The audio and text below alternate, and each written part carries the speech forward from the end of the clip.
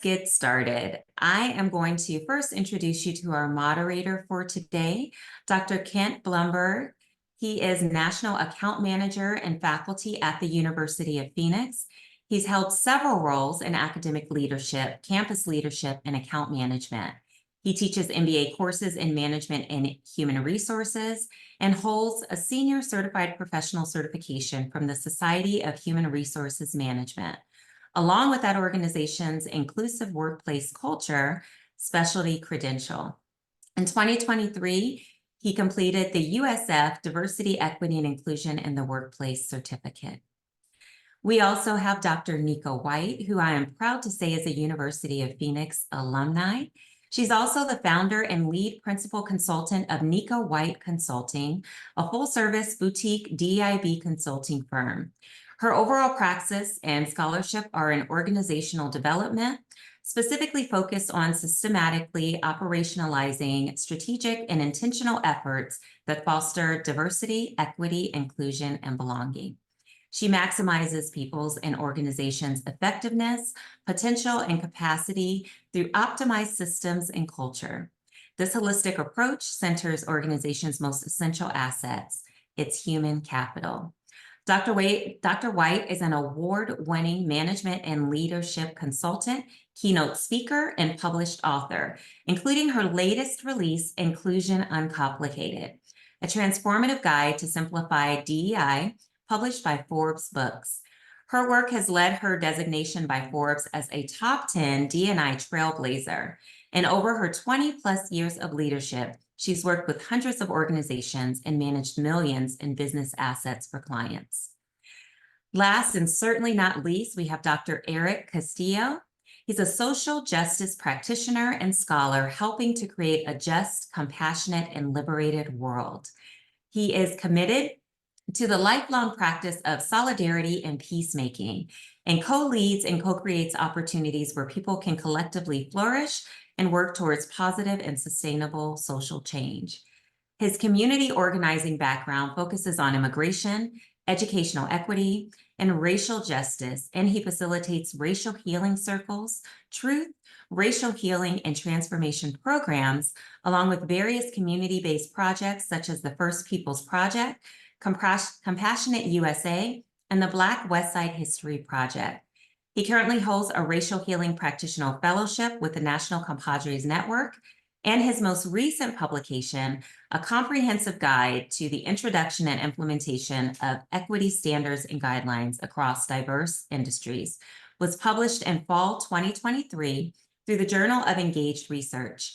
Other publication includes Justice in Action, Decolonial and Anti-Racist Work Inside and Outside the Master's House, and that appears in the book Deconstructing Constructs of Whiteness in Higher Education, Narratives of Resistance from the Academy. I know that we read pretty lengthy bios, and we don't always do that during our webinars, but we have some fantastic individuals with us today, and their credentials are very heavy. We are very proud and honored to have them today. I wanted you all to know who we have before you. We also are going to share some of that information and those resources in the chat. I would encourage you to copy and paste those, go back and refer to them after you learn some of the concepts that they'll share today. Now, without further ado, I'll turn it over to Dr. Blumberg. Thank you, Tondra. Let's see if we can look at the next slide. So this is a question we're asking of you, one to think about over the next 45, 50 minutes, and we're going to ask it again at the end of the session. And then we're going to send you a survey in a couple of weeks to see what you might already have done. So the question to ponder today is, how might we enhance deeper engagement and intentionality of DEIB-J work at the personal level? So what it's really about is, how can we make DEIB-J more than just another New Year's resolution? So let's dive in. I think we can take the slide down now. Thanks, Casey. I want to start off with a quick analogy that I think is what we're talking about when we talk about making DEIB-J part of the organization's culture. 30 years ago, I ran a paper mill, a factory in a small town on the Oregon coast, and safety was a big thing. It was pretty unsafe when we started working on safety culture. And what we tried to do was get beyond just rules and procedures to changing the mindset of people in the mill towards safety. And the way I knew that was working, the way I knew that was finally in our culture, is when I would walk around town on Saturday and I'd see mill workers mowing their lawns, wearing steel-toed shoes and safety glasses. That's what I think we're talking about when we talk about making this part of the DNA. Dr. White, am I on the right track, and kind of what's your thinking about it? You're absolutely on the right track, Dr. Blumberg. And I want to first just start by acknowledging the gratitude for being able to be here to share space with both of you as we engage in this really important conversation. So thank you to all of the organizers and for this opportunity.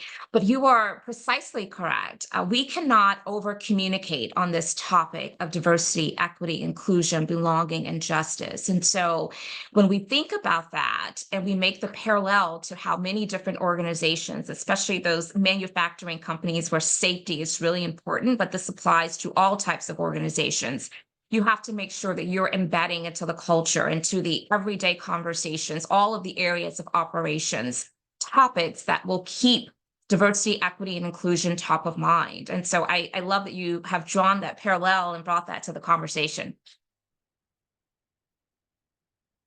And Dr. Castillo, what's your perspective? Absolutely. So good afternoon, buen dia, everybody. It is so good to be in community with you all today, sharing space with phenomenal people who are on the panels, who are organizing, and those the wonderful people that are in the chat as well. Dr. Blumberg, I love the analogy that you gave and the example, because it resonates to the idea of the everydayness of people. You know, the work we do that's just so embedded into our practice of whether it's brushing our teeth or if it's making a meal, or getting ready for work, or going to a faith-based organization. It's just embedded practice. It's part of our lived experience of how we live and breathe and do the work around us, that it's not a checklist. It's not something that we just happen to remind ourselves, oh, we can't forget to do this, or it's something that we have to continue to try to find ways for it to fit in. It is the thing that we do, whatever industry we're working in, whatever connection we have to community. We know that these words have power, have meaning, have action, that are going to remind us every day. It's part of our daily walk, that it's just second nature for us. You mentioned community, and one of the things you've said to me is that it's important for organizations to reach beyond their buildings to generate community impact. What's that about, and how does that relate to DEI J and B? Certainly. Well, you know, we all are called to serve, you know, whether it's through our faith, whether it's through our organizations, through family, as caregivers, we are called to serve. We are called to create impact, to generate change, and to be a part of change, and to ensure that what we're doing is creating liberatory experiences for all people. And so for me, what that means is, for organizations, is that, you know, we look beyond people as a customer or a constituent. We see them and us as a community, and not as a transactional experience, but a transformational experience. So that if we're here serving by providing food service, or if we're here providing service through, you know, through literature, scholarship, through consulting, through training, through education, through healthcare, we know that this is not transactional, because we're dealing and we're connecting with people. We're not working with machines. These are people who have lived experiences, people who are experiencing the world very differently, sometimes often strikingly differently than the people who are providing the services. And so as we engage with people and provide service and opportunity, we have to know who we're called to serve, and we have to see each other as part of that community. Because if we don't find ways to connect beyond the service or beyond the good that we're giving or creating, then it'll remain a static vertical relationship. And so the work of organizations is to shift from vertical relationships with customers and clients to horizontal communities. White, do you want to tag on that? Well, I would. I think what's resonating with me from what Dr. Castillo has shared is the fact that we have to approach this body of work. And I'm referencing, of course, DEIB, from a human-centered approach. And if we do that, I think that we all can understand the importance of at the personal level engaging in this work. Sometimes we see this as the work that's for someone else, right? Maybe the person who carries the title of Chief Diversity Officer, Manager, Director, or maybe even the HR professionals. And I love that we are bringing to this conversation the importance of each of us seeing that we have a role to play. And it is about service. It is about being very centered on the humanity aspect of how in which we're helping people to show up and to thrive. And I think about even the language that we so readily use. You know, we talk about human resources. And I think that what that has done is probably caused us to really perceive that the resources portion is greater than the human aspect of that phrase. And that's something for us to really just to interrogate and to think about. I love that, Dr. White, so much. The reminder of us to look at the human aspect of resources, like that's beautiful and powerful, because you know, we are locked into words and phrases and industries and ecosystems. And you know, when we don't think about the way in which language is not neutral, but language shapes perspective, language shapes the work that we do in our practice and protocol. So you reminded us of that today. So I just want to offer praise for that, because I thought that was a good way for us to pivot perspective. Thank you. So there's a question that I don't want to answer all of it right now, but I think you're going to get in. We're going to have an answer as we go through it, and I want to tie it back to what you've just been talking about. The question that's in Q&A is about how to handle the seeming backlash from media, individuals, others regarding diversity, equity, and inclusion. So that perception. If we tie it back to what we've just been talking about, the diversity, equity, and inclusion, belonging, justice, not the work of HR or the chief diversity officer, but it's kind of the work of all of us, right? What is that? How do you translate that into sort of what does an individual do about some of the backlash that is out maybe in the world? I'd love to lean into this first, and I'm very interested in hearing Dr. Castillo's thoughts too, but I believe it begins at the personal level because we are a society that is conditioned to having people go into organizations to build systems, to create cultures, to foster cultures. And so if we don't get this at the personal level, we're not going to be able to transfer that mindset and that heart belief, right, into the environments that we may show up in. And so I believe that when we are considering the question of what can individuals at the personal level do to address some of the backlash that we're seeing in this space right now, I think it's about how are we educating ourselves? How are we leveraging our voice to be able to speak up where there's opportunities to do so? How are we modeling the work of DEIB, right? And how are we setting the example for others that may not have the level of clarity that's needed around understanding the value of diversity, equity, and inclusion? I often share that resistance is a lack of clarity. And so the more educated we can become to be able to address all of those reasons of resistors, then I think that we're going to be better positioned to bring people along.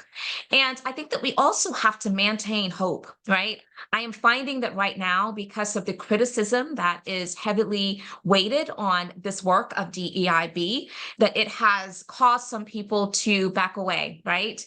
And to maybe go back to the sidelines versus really leaning into it more.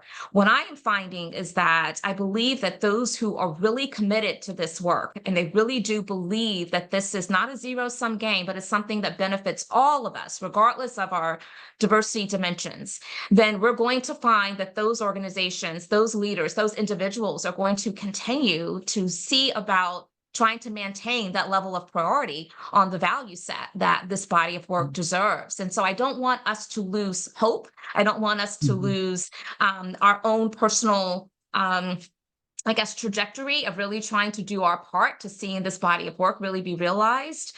And what I'm also seeing is that those who are engaged in this work right now, even when they understand the political climate, how polarizing it is, they've counted the costs, which means that they are committed. And that's something to be encouraged by. Well said. And, you know, and I think about, to add to Dr. White, your comments about the people work of this. And for me, I see this as like as people work and systems work. And so my teacher, one of my teachers, Mimoa, she's a racial healing practitioner who has And we always say that in our work, that in racial healing, that you should know your teacher's teacher's teacher, and that helps us understand a lineage of knowledge and understanding. And so my teacher, Mimoa, has talked about how when people change, systems change. And when systems change, Yes. people change. And it's a symbiotic relationship, and so we hear this oftentimes in corporations and organizations. Oh, it starts at the top. Oh, it starts here. Well, I think it has to really be a groundswell everywhere. There's chief spots, that these sparks that have to happen everywhere, and in the absence of a leader speaking, we speak. In the absence of us speaking, a leader speaks. In the absence of things, we have to create that spark of energy to educate ourselves and to really invest into our collective knowledge, because oftentimes these large fractures and disagreements, we live in a society right now that's deeply fractured. And so oftentimes the shortest way to healing can often be a story. And by coming together, sharing our stories, and really connecting with each other, understanding what exactly is at the heart and the roots or in the thinking of why we're feeling this way about a population of people. We don't do a great job all the time of connecting the head and heart. So Mhm. with that disconnect, it does not allow us to really hold space for each other and for ourselves. And so coming together is an important element of healing work, of making sure that when things get tough, that we know that we can come together, because it's in community that we're at strongest. When we are fear, what do? We run away. We go to the closet. We go Right. down. We hide. Right. But we are strongest when we are together. And we came into this world not in isolation. There is at least one other person in this world that was with us when we came into this world, which means connection is key to our lives and to our well-being. And so the idea of working on self, Dr. White, is beautiful, and I love that. And I know that that's what's going to be very important for us as we think about how to we hold on when things get tough, because this is not the first time Dr. White and I have seen our industry get tough. I know you have Yes. stories, Dr. White, that you can talk about, about how things get Yes. tough, but what we do, you said it, we lean in, we educate ourselves, and we connect. Yeah, there's so much of what you just shared that is really rich, and I don't want it to be missed. And so I just want to add some additional commentary here. You said that people change and systems change. And so that in and of itself is proof that this work of DEI is never going away, because we're always going to have people, we're always going to have organizations with systems, right? And so we just have to consider that the evolution of people coming and going in and out of so many different organizations is always going to require us having a lens on how are we creating environments where people really can show up at their best and can grow and thrive. And I think that's really critical for us to highlight. The other thing that you mentioned too is about stories. I am so big on that. I have a whole chapter in my book that's dedicated to the power of storytelling. Stories do connect us. Stories allow us to be able to empathize and to get proximate to someone else's lived experiences, which is all about how in which we break down the barriers of difference, but we see it as opportunity. You can listen to someone's feel words, right? And if you listen to someone's feel words, you can't help but to grow in your level of compassion and empathy. And all of that has everything to do with, fostering these environments where people can feel accepted, welcomed, appreciated, and valued. And then the last thing that I'll say about what you just mentioned is you relate to the importance of finding ways to reach people's hearts, right, and their minds. I think that is critically important. But what I'm also finding is that we cannot minimize the importance of also valuing when behaviors can change. And I say that because we may not ever be able to reach everyone's heart and mind. But if we are very communicative about here are the non-negotiables within the confines of this environment that if you're going to be a part of, you have to subscribe to. And if someone can at least be compliant in that regard, then I think over time, then perhaps there could be a change in mind and the heart. But I don't want us to forget that sometimes a win is also a behavior change, whether or not someone really believes it or not. If they can show through their behaviors, they can align with, again, some of those value sets. I think that that's a step in the right direction. So really great insights you shared. Thank you so much. See, I told you I'm learning today as well as participating. I want to jump in. There's a question in the Q&A. There's some also in the chat that I have seen that we'll get to in a point. But Shannon asked, how if you both could speak to expansiveness and intersectionality of DEI.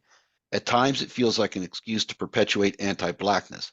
How do we balance the inclusiveness that is DEI without the work getting watered down by spanning too wide? That is such a good question. I'm happy to start. I think it's really important for us to recognize the value of understanding and building our cultural intelligence, right? I have shifted and I no longer use language like cultural competence because it is impossible to be culturally competent around every imaginable culture, right? But building up our cultural humility and our cultural intelligence certainly positions us to be able to lean into this conscious inclusion mindset and lifestyle. And I think that when we do that, we find ourselves first and foremost curious. We are getting out of our bubbles and we are learning and we're growing and we're building and cultivating relationships. And through that, we are becoming much more tolerable of being able to connect with others across that difference. And I think there's something to be said for that. So as it relates to intersectionality, we have to completely understand that no one individual is really one-dimensional, right? And no one population is a monolith. There's so many things about our experiences and our different identities that shapes who we are, how we interact, how we build relationships, how we communicate, and we can't overlook that. And I think that right now, those organizations and those individual leaders who are really finding effective outcomes are very much aware of that. I am a Black woman, and the disparities and systems of oppression that are surround both of those identities, they are real, and it's part of my lived experience. And so, in order to help someone like myself as a Black woman to be able to really achieve and optimize all of the full opportunities for success, we're going to have to think about both of those sets of identities. And so I think it's critical. And it just goes to show that right now, I feel like as a society, we have to become much more sophisticated in how in which we're talking about and defining diversity. It's not just about the optics of age, race, and gender. It's so much broader than that. It's deep and it's broad, and we have to make sure we're considering all the different dimensions of diversity in a way that really helps us to move the needle around what this body of work really is intended to do, which is to allow everyone to feel accepted, valued, full opportunity for success. Yeah. I think I went back to the question just to kind of like marinate on it for a little bit. And I wanted to make sure that I really understood what was there in the question. And thank you, Shannon Bryan, for that question. And so, speaking about the expansiveness and intersectionality of DEI, and then how it could be used to perpetuate anti-Blackness. And so we see this often, the weaponization of language that's being used in this field, in this ecosystem, to turn it on its head, to undermine it. And we have to be wary of that and be savvy and understanding and when these things happen and what is the undercurrent when people are trying to use language to harm and use language that we have spent decades writing and researching and doing to harm us. And every opportunity you can take to widen the circle, do it. Any opportunity you have that you can bring people into conversation. It was part of our touchstones today, calling people in rather than calling people out. There's a time and space for calling out. I guarantee you that. And then bringing people into conversation, calling people into this is key and vital work. And so, take the goodness of what's happening, having another chair in the room. Sometimes when I facilitate conversations, I'll have an empty chair in our circle, say, folks, who's missing today? Who did we not think about? Who is in this space today? It's not just a demographic category. It is a lived experience. So a person who may be of a certain gender, romantic identity, sexual identity, class identity, we can chat up and we can chop up the conversation about these demographics, but they're people. Yes. Opening up that circle, bringing them right into it, goes back to what we talked about at the very beginning, humanizing the work. It's not just about a politicization of this work because everything we do is political in nature. I mean, what we wear. I mean, these decisions are made at a much higher level and understanding that give us access or limit our access to certain things. But the opportunity we have to open doors and create a bigger circle, do it. And navigate those tough conversations and recognize and call a person in and say, I noticed that it seems as if you're trying to do X, but it feels like the impact might be Y. Can you talk more about that? Ask them to explain. Oftentimes I do a lot more asking questions than giving answers when the work that I do, because I notice that people will get to a greater place of change when they have their own aha moment. And I use this example oftentimes when I'm talking. Three of us, we're all wearing glasses right now. So we go to the doctor and they put that machine right in front of you and they say, "Can you see better at 1 click or 2 click?" And you're like, 2. They say, "Okay, 3 or 4," and you're like, 4. And they say, "Okay, last one's 5 or 6," and you're like, do it again. Like, "Okay, is it 5 or 6?" You're like, "Oh, it's definitely 6." So what we're doing here is we're adding lenses. And we're asking them to add lenses to their vision and insight as well. And so as people ask questions, it gets them to their aha and understanding. And hopefully in time, it will get them to a place of self-critique and self-reflection, because I do have hope that we can get to the minds and hearts of all people. Not in a generation, not in my lifetime, but I have hope. Because Dr. White, you said that earlier, hope is so key. And I'll just mention this chapter. There's a book by Dr. Derek Bell called Faces at the Bottom of the Well. The Permanence of Racism. Chapter 2 talks about hope. It's called the Afro-Atlantica Awakening. Google it if you have a chance. It's free anywhere. Yeah, something that's coming up for me is it relates to the notion of we need to definitely lean into our curiosities and start asking more questions. And you're so right about that. One of the things I talk about often is that I think as a society, we spend way too much time making definitive statements and not nearly enough time asking thoughtful questions. And there's so much power in just asking questions. And I'm going to give 3 simple words that hopefully you all will put into your toolbox to be able to leverage as you're engaging with individuals to deepen your cultural intelligence and humility. And that is simply, tell me more. Tell me more. If you find yourself in a situation where you're a witness to, or even maybe the victim of some type of bias that's creating harm, then don't shy away from just kind of asking someone to, well, tell me more about that. Help me to understand your perspective, right? And through that dialogue, hopefully there's an opportunity for the likelihood for behavioral change, or if nothing else, for someone to then pause and interrogate their thoughts, their actions. And I think there's a lot of power in that. We can't sit on the sidelines. And so, yeah, this conversation is so rich. Tell me more. So I love that. My phrases that I use are, let's unpack that, or Yes. walk me through that. Like that's the invitation. That's it. We start with that invitation. And I love that. Tell me more. Absolutely. Yes. Yeah.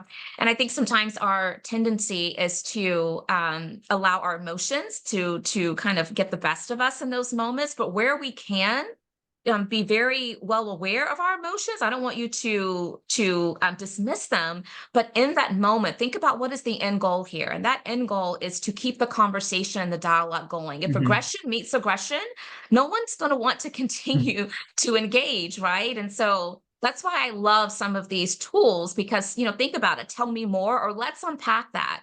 It's a very non-intrusive way of just continuing the dialogue to share perspective and to really be able to learn. There's a difference between listening to learn versus listening to react, right? And so I think this is really important. I'm going to jump in, Dr. White. I learned 3 words from you when we first started talking about this panel. How might we ... And related to, we've had some, Dr. Castillo talked about opening up the circle. And we had a question in the chat quite some time ago now about how do we invite conservative white males to be part of it? Let's expand it. Let me just ask, how do we turn inclusion, justice, and equity from obligation to opportunity so that everybody wants to be in that circle? I love this question. And again, it is also something that I talk about in my book. But I believe that part of us arriving to this place where we really can feel like we are engage in helping to optimize the value of DEIBJ is if we shift our mindsets, we have to change the paradigm right now, because right now, I think that when we engage in anything related to DEI, the question tends to always be, how can we help DEI out, right? It's almost like poor old DEI. What can we do to help it out? And I think that we need to shift that, because that is coming from a place of obligation, right? And when we think about obligation, we think about things being burdensome to us. And I think it's a problem when we have that level of connotation associated with DEI. So instead, we have to think about it from an opportunity perspective. And when we do so, we begin to shift our language. And instead of asking questions like, what can we do to help poor DEI out? Then we're asking questions like, what can DEI do to help us as an organization to be a high-performing team, to be an employer destination, to reach all of our goals and our metrics, right? To have everyone to want to be a part of this organization. And I think that that shift in mindset and paradigm can do wonders for many different organizations who have not yet really found their stride or their rhythm in making this very much operationalized throughout the organization. Mm-hmm. And, and I think about the question earlier that was sort of prompted this, Dr. Blumberg, you mentioned about conservative white men into this work. And so one is that inviting them in, like they're in it, we're with us in this work. We live in this world together. So like, you're not out of this work, you're in it with us. I mean, like we're living and breathing this space together, folks. So then that reminds me to in the work that we do is like, well, then how does our language, how does our actions, and how does our initiatives then be that all-encompassing that white people see themselves as part of it? Because whiteness as an ideology is where the critique lies. It's the ideology that manifests into power, unequal amounts of power, not white people. And so white people are not the enemy. It's whiteness as the ideology. That is the root here. And so for us we have to remember that as we work to dislodge white supremacy culture, heteropatriarchy, how we work to dislodge and dismantle that, it does not mean we're dismantling white people. Folks, you're in us with this work because we all benefit when white supremacy disappears. We all benefit when heteropatriarchy disappears. We all benefit. I mean, feminism teaches us that. Feminism is the liberation of all people. And it's the women who have created the ideology and the work to make it happen, which is a beautiful thing. And I want to say in terms of diversity, equity, inclusion, justice, belonging, in any language and terms that folks use that are on this call that we have not set the letter for. Folks, these are outcomes. It's not we're not doing diversity. We're not doing equity work. Diversity is the achievement, the outcome of the work that we're doing. Equity is the outcome here. Inclusion is the outcome of all the work that we're doing here. So I want to encourage folks, because as we continue to face criticism in the work we do, I'm sure that Dr. White and I can have a lot of conversations over some hot tea over what's going on and how we feel the burn. Yeah. And also with that is that we have to calibrate our language so well that we're not misusing it. We're not using it the same way our critiquers are using it, but we're demonstrating that, folks, we can all agree that all of us in this space here are creating a more equitable world, because the work we're doing today is this conversation. Because we know that diverse perspectives lead to XYZ. And so that's important. I want to just kind of like land on that note for myself. No, I love that. Diversity is here and happening. We don't have to do anything to create diversity. A lot of times people will say, well, Dr. White, I embrace diversity. I welcome diversity. I help create diversity in my organization. And I know that they are well-intended, but I think that we need to just really unpack that, right? What does that mean when we're saying we're creating diversity? It's already here and happening. And that's vastly different from when we talk about inclusion, where we do have to be very proactive. We have to be strategic, action-oriented. We have to be calculated and calibrated with our approach to make sure that inclusion is really happening in a way that can be sustained. And so I love that. I want to go back to the prior question, because she said something, Dr. Castillo, that I think is really important, that I don't want to miss the opportunity to chime in on. And that is about this notion of how do we effectively bring white men into the conversation in a way that is helpful to what we're trying to accomplish? And I think it's important for us just to socialize around the fact that people who may have traditionally benefited from being the majority, they may feel that their status or their resources may be threatened or denied the inequities that exist at all, or even deny that inequities exist at all. And so we have to arm ourselves with what are some strategies for peeling back all the layers, identifying the root causes of resistance, and really dealing with it there. And that means being willing to have the tough conversations. And so when I hear stuff like that, I always encourage people to address the resistance by highlighting the evidence that inequity can be helpful, but only to those who genuinely don't seem to understand the challenge with the current state. So that is versus those who choose not to believe and the systemic inequities that result in real disparities and outcomes. And so we have to help connect those dots, tell that story, provide that linkage. And again, it goes back to, this is not a zero-sum game. If we can eradicate white supremacy culture, then we all benefit. And so let's unpack that. How do we do that exactly? How do we make this practical for people? Yeah.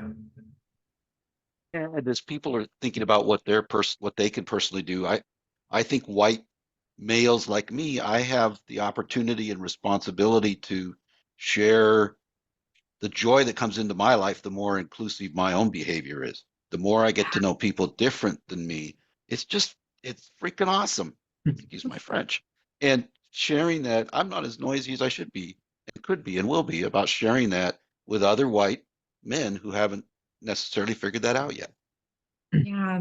Well One of said. the other Go ahead, Dr. White. I was just going to share one of the other distractions that I'm hearing a good bit of now is time. We know that resources are not unlimited, right? People are really having to think more intentionally about how they're leveraging their resources, whether it's human capital, financial capital, or, just the time to get things done, right? And so time is often a resistance and a factor. And if we think about the fact that there are a lot of outdated management philosophies that suggest that time spent on activities directly tied to work that brings revenue to the company, right, or the organization is time wasted and deemed to be unproductive. And so I think that part of addressing that particular shift in mindset is we have to have conversations about, well, how are we defining what gets considered productive versus unproductive, right? And one way to achieve that is to establish some type of maybe performance goal related to time that's dedicated to supporting an organization's DEIB strategy work. I mean, granted, we do have to make a call about how we're spending our time, but I think that we like to equate the work of, if it ties directly, and we can really clearly see that connection point directly to the bottom line, then that's what makes it productive. And I think we need to challenge that within our organizations. Yeah, I agree. I think that, how a practical way for our people resources or human resource professionals to think about this is, how do we root this in performance excellence? Yes. What does performance excellence look like for our facilities team members, for our faculty, for our staff, for our paraprofessionals, for our adjunct faculty, for our senior leadership level, for the cabinet leaders? What does performance excellence look like, and how is the language of what we're talking about today so clearly embedded in it? Oftentimes, we get, and I say that, and also recognize that there's a lot of intangibles that have to take place when we're doing this work that aren't always easy to measure. Because there's always conversations in the work we do about what are KPIs, what are performance metrics for that, and absolutely, there's some easily identifiable metrics we can point to. There's research, because our field is based in decades of scholarly research, experiential research. So it's not like we're scratching our head thinking, what do we do? We're rooted in this work. And so, and what, in addition to the KPIs, is that the shift in how we breathe easier in society. How three of us from three different races today can hold space with each other, have this conversation, and connect with 182 people on this call today. There are the intangibles that I don't want folks to forget as you think about that. I mean, the way that you engage differently with the senior leader, how do you measure that you feel more respected? Besides qualitative data, like just also knowing that we are making a difference. We're seeing forward momentum, and don't lose that when you feel times get tough. Oh, and so what you've introduced to the conversation is this whole notion of accountability, right? And I think that's where a lot of organizations have significant missteps. It's not building in some type of accountability measures. We've heard the saying that what gets measured and tracked gets done, but that's not all of it. It's what gets measured and tracked and where you hold people accountable, they deliver. It's the two together that allows for the change to really be seen and felt. And just to lean into what you were saying about the intangibles, I think the same when I consider the way in which we engage in research around this topic. And when I say research, I'm specifically thinking about how are we assessing our organizations, understanding the culture and the lived experiences. Well, most often we will gravitate towards quantitative only, but are we disaggregating the data to see if the narrative is shifting around different populations of people? Because oftentimes when you do that, there are different experiences that surface. And then, I don't want us to get so hung up on the quantitative that we devalue the qualitative. Listen to people's stories, have those focus groups, have those one-to-one conversations, but don't undermine just someone's story of what they're sharing as their lived experience. That requires being willing to believe their lived experience, even though it may be vastly different from your own, right? Privilege is often invisible to those who have it. And so don't undermine, what someone else could be sharing because of the different dimensions of diversity that maybe they belong to or subscribe to from an identity perspective. As you're talking, I was thinking about how one of the ways we made many big industries made big improvements in safety was in measuring things we thought weren't measurable. And one of that was in sort of minute by minute safe behavior, understanding what safe behaviors would lead to safe results. And then helping people talk to each other and sort of do peer-to-peer feedback about, hey, you're not wearing your safety glasses, pop it on, as opposed to the boss being there. I'm not sure we have that in the inclusion world yet, where we know what inclusive behavior looks like and we're ready to give feedback to each other about, hey, that was really cool, or hey, maybe you want to listen a little better. Yeah, that peer-to-peer accountability is huge.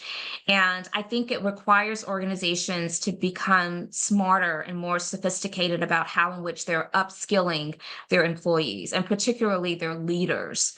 But we can't just assume that because we tout that our organization is very inclusive, we are all about having an equity lens, that people know what that looks like in practice. We have to make it practical. And I think that's where sometimes we do miss the mark. We don't take it a step forward to really be communicative about what does this look like in practice. And so I do encourage that level of specificity within organizations because it's hard to hold someone accountable if they don't really know what that looks like, right? So I totally agree with you, Dr. Blumberg. Yeah, and and I think about, the culture and ethos of accountability as well. And that for me, when we talk about like peer-to-peer accountability, and the language that I use in the work that I do here is the peer-to-peer relationships, because for me, it's about relational activities with each other and doing it in a way that's very compassionate. Because compassion means to share in the suffering and to alleviate the suffering of others. And so as we do this work compassionately with each other, and that's a skill and a practice. Compassion is proven through neuroscience to be rooted into our DNA. Yes. And so now it's us to actualize that and to learn the skills to practice that. And I'm grateful that I work with a team that helped develop Compassionate USA. It's a free gift to the world that we've created to help people teach them 6 fundamental skills, and one of them is compassion for others. Because as we talk about accountability in relationships, often what I've seen a lot of is calling out, the most popular language now being cancel culture. These phrases now that have turned and reared a very ugly way. And it's like, well, how do we expect people to build and hold a relationship and community with us when we're making them feel bad? How do we help people change ways and behaviors and practices in a way that's restorative and not punitive? And sometimes accountability is rooted in punitive. And so how do we use the word accountability and relationships to talk about restoration of relationships and people? Because yes, we work for organizations and businesses, but we are people doing the work, and so we have to see that again, going back to my very first comments about the people, the humanizing elements of this work, because it's the relationship that we build with each other that helps us be successful in our work, that helps us feel comfortable in the work that we're going to be in and feel like we belong there. And it creates for a more equitable environment and ultimately a more just society, because we feel safe, we feel heard, and we feel seen in the space. And relationships do that when we give the time to show compassion for other people. I love that. Restorative versus punitive. And that is so important, especially when we consider that we as humans, we're going to find ourselves at some point in time or another where bias is going to creep into our psyche, because it really is about our human nature. It doesn't exonerate us from the consequences of those biased behaviors and actions, but it certainly helps give context because it is a part of our human nature, which means we really do have to be intentional about working towards dismantling that. But this notion of a compassionate culture and work environment, I think, is so critical. And it brings to mind, how do we create those compassionate cultures? And what I'm referring to is when I consider this whole conversation that has found its way into the DEI topic, which is psych safety. How do we know if we're building psychological safety? And I think that requires us to show up in a very compassionate way. Reciprocity, or members of a team, if they expressing kind of mutual respect and trust and interest in each other. Questioning, or individuals able to ask questions openly, even if they don't understand a topic, or they need clarity. Failing. Can we fail forward? Right? Can members of a team see that as a learning opportunity instead of being chastised and thrown away? Right? I think that's important. And then helping. Are members of a team able to ask each other for help and support instead of having to harbor all of the anxiety around, can I really get this done? I'm going to say yes, but I don't know if I can without the support and the help. And then even dissenting. Can we disagree? I think all of those are elements of what makes an environment psychologically safe for people. And a psychologically safe environment is very much a compassionate environment. Yeah. We probably should have scheduled 90 minutes to 90 hours for this conversation, but we're getting kind of towards the end. There's a final question, and then we'll move into going back to our reflection question. So Melissa asks, it says, I find that I often interact with people who are very focused on DEIB, both in the workplace and their personal lives. So I wonder, what's the best way to invite others who do not have those values to the table to have a conversation? Maybe if you could each sort of respond to that, and then we'll move to that final reflection. I want to think on that for a moment. So I'm definitely going to invite Dr. Casilio to actually lean in first. Yeah, and I'm gonna read the question as well, just for myself, because I'm a processor and I want to make sure that I honor Melissa DeFries's question. So often interact with people who are very focused on DEIB, both in the workplace and the personal lives. So I wonder, what is the best way to invite others who do not have those values to the table to have a conversation? It's far and few between for me that I know people that do not value diversity, that do not value equity, inclusion, belonging, and justice. Because I think, again, goes back to the way in which we're brought into this world. We are dependent on other people. And so I think one is reminding ourselves of the inherent connection to communities and to other people is key. Is reminding ourselves that we have these shared understandings, these expectations for self. We all want to feel included. We all want to feel as if we're getting what's fair. We want to feel as that, hey, like I feel like I'm being represented in this space. I cannot think of a person, even if their motivation for one of these things is a little bit more selfish than others, there's still a yearning for this, and it's still embedded. We are a deeply interdependent species of people. And so starting for me with that is the key foundational element of that. And for folks that may not believe or align with what they perceive to be the political elements of diversity, equity, and inclusion, belonging. So I think I'll frame that and I'll answer from there is to let folks know this is human elements of life. This is not a political bipartisan discussion or a fight today. This is how I see you as a person and how you see me as a person. And how through our storytelling, through our conversation, through a mutual understanding of my willingness to see and also to want you to thrive in this world, And the hope that in that reciprocal nature that you see me for who I am and you also want me to thrive. That's the foundation for me. Is that's going to be the core piece and beautiful part is how to invite somebody in. It's like, before I even get to talking about diversity, equity, inclusion, belonging, justice, like, hi there, what's your name?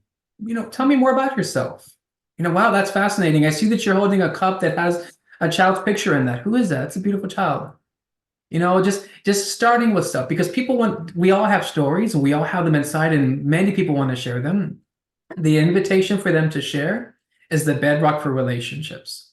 And then our responsibility is to listen, to hold space, and to model what we hope we get from other. That goes back to the golden rule, the ethic of reciprocity. And for me, that's what we do in this work. We invite people in to tell their story. We hold space for them, and we hopefully they'll give that time for us to share. And in that, today I very rarely use the words diversity, equity, inclusion, belonging, because that's not how I speak in this work. Because I do the work, I don't need to give the acronyms for it. Yeah. And as we do this work, then we get to that space. I've talked about equity and justice so much today without even using the phrases. But that's how we connect, because I'm sure they're speaking about these things as well in ways that they just have not made the connection to. So build connection, build community, invite them in, hold space, listen deeply. And then that will help people feel and see themselves as belonging in that space.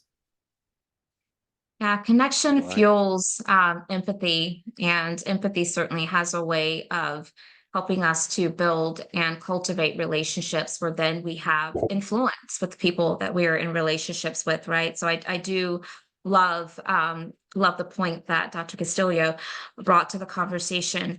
When I think about this question, the question is worded in a way to where it assumes that all of those individuals that are somewhat passive, if you will, where they're passive because there's a lack of awareness, or they're just they just don't see the value in DEI.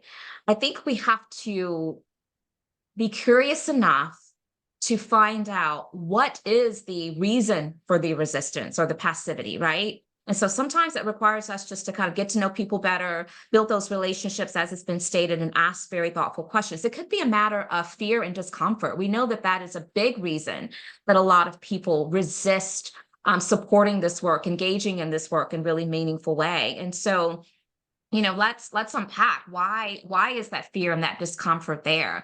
And then once we know, we're better positioned to try to address, that resistance. But I think it's also about building opportunities for dialogue and engagement so that those fears and discomfort can be safely expressed. We hear a lot about this council culture right now, and I think some people are quite honestly just afraid. I don't know what to say, when to say it, how to say it. So I'm just going to close my eyes, put my head down, and hope that no one will kind of tug on me to be a part of a conversation. So how are we creating these open forums for people to really feel as though they can show up in a level of curiosity with people, perceiving that there's positive intent there, because oftentimes there is. And then, what I also see is just a lack of awareness.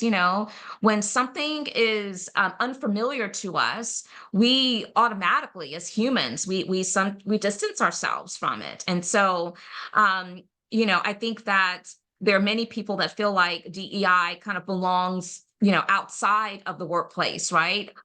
So if we're talking about it from like a peer-to-peer perspective, we have to make sure that, people aren't just seeing it as, well, everyone gets along, so we don't have to talk about DEI. It's not relevant. It's not about just getting along. It is about, again, how are we harnessing now the value of that difference that is created among, this mixture of people that are coexisting in one particular space or environment. And so I would say we have to really unpack what is the reason for the resistance, and then try to leverage that intel to then strategize around how can I best bring this person along after I have, as Dr. Castillo said, built that relationship and rapport. Thank you, Dr. White, and thank you, Dr. Castillo. What I'm taking away is it's really about humble and honest human-to-human connection, heart-to-heart connection. If that's what we're trying to do, I think we're going to get there a long time, but we'll get there. Let's put up that slide with the question for reflection. We don't have time to do more with the reflection now, but we'd like for you to be thinking about how might we each enhance deeper engagement and intentionality of DEIB work at the personal level. And we'll come back to you in a couple of weeks with a survey to see what you've come up with. And I will turn it over to Tandra or Sarai. Thank you so much. This was such an incredible webinar. We were chatting among us saying we need to add all of your quotes and have them as Dr. Castillos and Dr. White and Dr. Kent Blumberg, just adding each of your messages as go-to quotes for our day and how we approach our work. This was phenomenal. Thank you so much. And thank you everyone for engaging in the chat and adding resources, connecting with one another on LinkedIn. We hope that you join us on February 15th for our next webinar. Today, we went into what it takes to create an organization to address diversity, equity, inclusion, and belonging within the DNA of an organization. Next month, we hope to go and dive within.